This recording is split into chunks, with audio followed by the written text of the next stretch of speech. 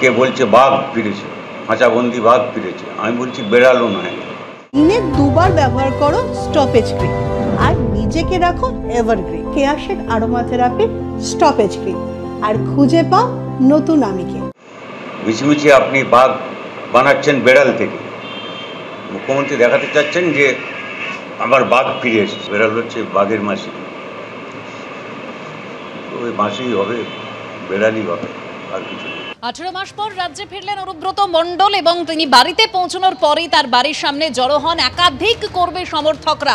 প্রত্যেকেই তার সঙ্গে দেখা করতে আসেন আর বাঘ মন্তব্য নিয়ে প্রশ্ন করায় তিনি উত্তর দেন, কোনো বিতর্কে যাব না, আদালতের রায়কে সম্মান করি।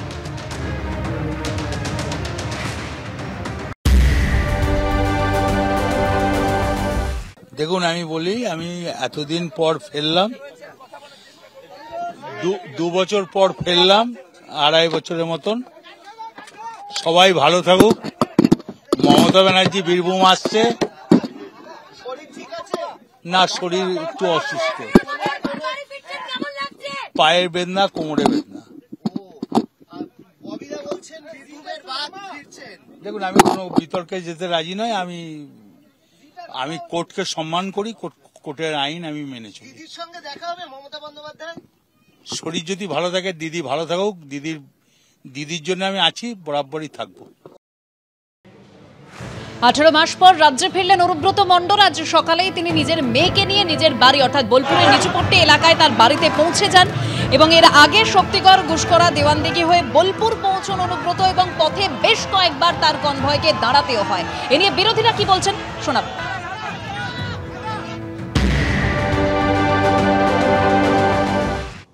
জামিন তো পেতেই পারে, যে কেউ এর আগে সুদীপ ব্যানার্জিরা তারাও জামিন পেয়ে গেছেন, তারা গেছিলেন।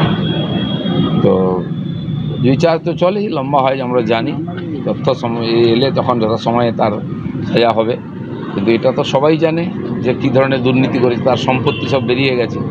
এবার তথ্য প্রমাণ বিচার সময় সাপেক্ষ, আমাদের বিচার ব্যবস্থা একটু, কিন্তু সাজা হয়। বহু লোক জেলে গেছে, মন্ত্রী ইত্যাদি, আমরা অপেক্ষা করবো তার জন্য।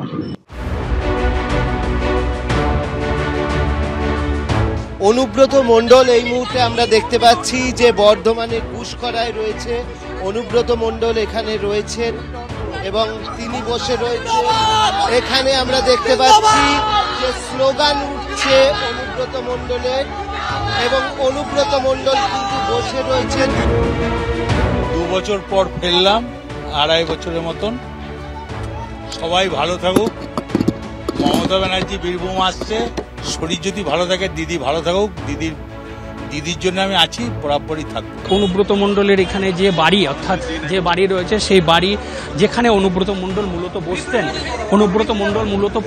এখানে পুলিশি নিরাপত্তা ব্যবস্থা রয়েছে। তৃণমূলের কর্মীরা রাস্তার পাশে পাশে জড়ো হয়ে রয়েছেন, তারা ফুল ছুঁড়ছেন।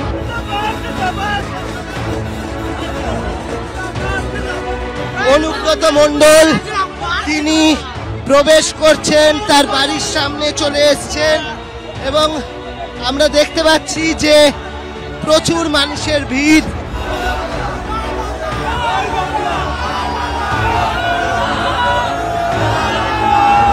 নকুলদানা এরপরে হবে চরম করে ঢাক বাজবে আর নকুলদানা বাতাসা খাওয়ানো হবে। নকুলদানা বিলি হচ্ছে অনুব্রত মণ্ডলের ঘরের সামনে। অনুব্রত মণ্ডল ফিরে আসেতে সারা বীরভূম জেলার আপামর তৃণমূলের কর্মী এবং নেতারা তারা আনন্দিত, উৎফুল্লিত। বীরভূমের জেলা সভাপতি ছিলেন অনুব্রত মণ্ডল এবং তার যে এখানে তিনি বসেন, ঠিক সেই জায়গা থেকে তিনি বসেন এবং বীরভূমের কোর কমিটির এক সদস্য সেখানে ছিলেন শুধুমাত্র, আর কিন্তু কেউ সেভাবে তার সঙ্গে দেখা করতে পারেনি।